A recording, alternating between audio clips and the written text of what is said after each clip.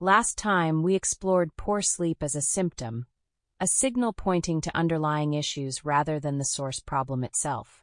We used back pain as our comparison. The pain itself tells us something needs attention, but managing the pain doesn't rebuild the structural support your spine requires. Today, we're making a distinction that explains why considerable effort may have produced minimal lasting change. The difference between treating versus solving. Let's first return to the back pain comparison to see why this matters. What treating back pain actually accomplishes. Treating back pain manages the symptom, wearing a back brace for external support. Avoiding prolonged sitting to prevent aggravation. Using anti-inflammatory medications to reduce pain signals. Applying heat or ice to affected areas. These strategies serve an important function. They prevent worsening. They make the condition manageable. But here's what they don't do. They don't create the structural integrity needed for healthy movement. Avoiding sitting doesn't strengthen your core. A back brace doesn't rebuild the muscular support your spine requires for proper load distribution. What solving back pain requires? Solving back pain targets the source. Strengthening core musculature to provide spinal support. Correcting movement patterns that created the initial dysfunction. Restoring proper joint mechanics and load distribution. Addressing muscular imbalances that compromise stability. These approaches rebuild the system's capacity to function without external support. They don't just manage symptoms or prevent worsening, they restore the underlying architecture that prevents the problem from happening again. The sleep parallel. Why comprehensive protocols still leave us awake at 3 a.m. Think about the most common strategies: blue light blockers, cooling mattresses, new pillows, meditation tracks, white noise machines.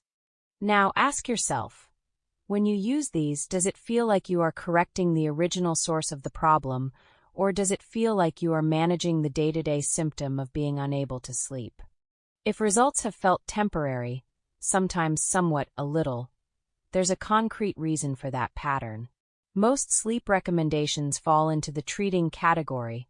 Room temperature optimization, 65 to 68 degrees Fahrenheit. Cooling mattress technology. Blackout curtains and eye masks. White noise machines. Calming pre-bed routines. These environmental controls are useful. They remove obstacles and can prevent disruption.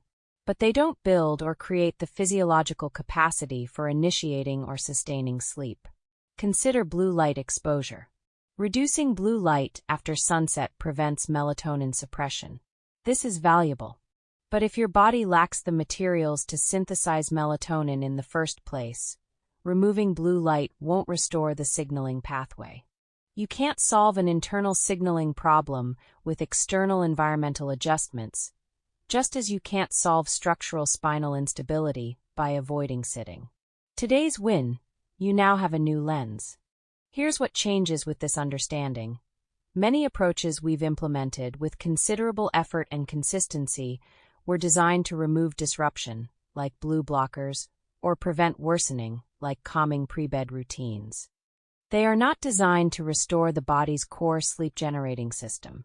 The reason our results have been somewhat better, or sometimes helpful, rather than consistently restorative is this: we've been treating when we needed to solve. What comes next? Part 3 of the Vault Sleep Clarity series.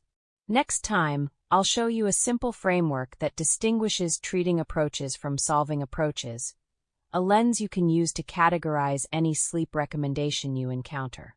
This framework is also what helped me make sense of my own 15 years sleep struggle, why I had a 50-step pre-bed ritual, yet still found myself staring at the ceiling at 3 a.m. several nights a week. It's a clarifying lens worth having. If you want the free 5-part Sleep Clarity series in your inbox, subscribe using the link in the show notes. If this episode was helpful, consider liking and subscribing so you'll be notified when new ones go live. And if you'd like to help more people move past 3 a.m. wake-ups, share this episode with someone who's been struggling to stay asleep. To learn more about Sleep OS, my flagship system built to help you sleep through the night, even when good sleep hygiene hasn't worked, visit thelongevityvault.com. The link's in the show notes.